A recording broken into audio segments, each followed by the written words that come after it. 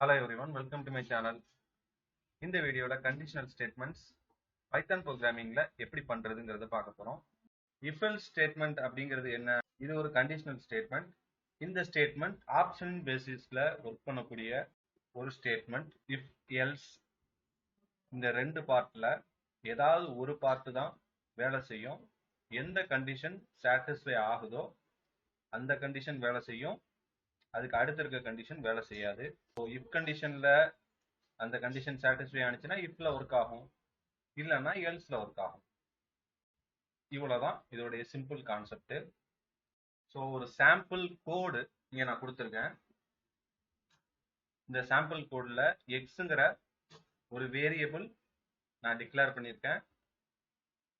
Python programming வந்து ஒரு dynamic programming language, அதனால இதுல டேட்டா டைப் நம்ம தனியா கொடுக்க வேண்டியதில்லை. இன்டீஜர், ஃப்ளோட், கேரக்டர்னு சொல்லிட்டு நம்ம கொடுக்க வேண்டியதில்லை. நம்ம டைரக்டா வேல்யூஸை அசைன் பண்ணாலே அந்த வேல்யூஸை பொறுத்து அது என்ன டைப் ஆஃப் டேட்டா டைப் அப்படிங்கிறத அந்த வேரியபிள்ல அசைன் ஆயிக்கும்.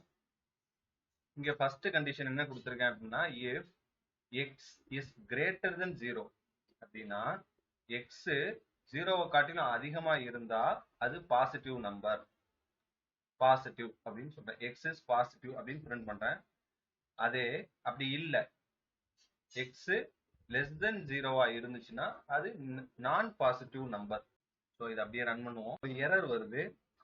இந்த எரர் எதனால வருது அப்படின்னா, பைத்தான் ப்ரோக்ராமிங்ல நம்ம ஓப்பன் பேரந்திசிஸ், க்ளோஸ் பேரந்திசிஸ், செமிகோலன் இந்த மாதிரி கான்செப்ட்ஸ்லாம் நம்ம அடுத்தடுத்த லைன்ல வர்றதுக்காக அப்ளை பண்ண மாட்டோம்.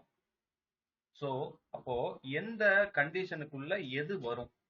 இஃப் கண்டிஷனுக்குள்ள தான் பிரிண்ட் ஸ்டேட்மெண்ட் இருக்கு. அப்போ அந்த பிரிண்ட் ஸ்டேட்மெண்ட் வேலை செய்யணும்னா அதை இஃப் ஸ்டேட்மெண்ட்டுக்கு உள்ள கொடுக்கணும். அதே மாதிரி எல்ஸ் ஸ்டேட்மெண்ட்டுக்கு உள்ளதான் இந்த பிரிண்ட் இருக்கு, அதனால அதை எல்ஸுக்கு உள்ள கொடுக்கணும். அதை கொடுக்கறதுக்கு டேப் கொடுத்தாலே போதும்.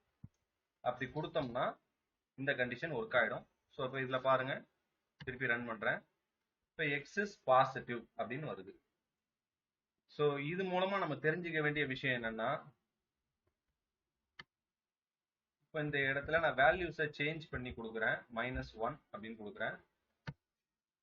இப்போ பாருங்க, எக்ஸ் இஸ் நான் பாசிட்டிவ்னு வருது. அப்போ ஏதாவது ஒரு கண்டிஷன் தான் ஒர்க் ஆகும், ரெண்டு கண்டிஷனும் ஒர்க் ஆகாது. ரெண்டையுமே வெரிஃபை பண்ணும், ரெண்டுல ஏதாவது ஒன்று தான் ஒர்க் ஆகும். ஐ ஹோப் இந்த இஃப் எல்ஸ் கான்செப்ட் உங்களுக்கு நல்லா புரிஞ்சிருக்கும்னு நம்புறேன். தேங்க்ஸ் ஃபார் வாட்சிங் மை வீடியோ.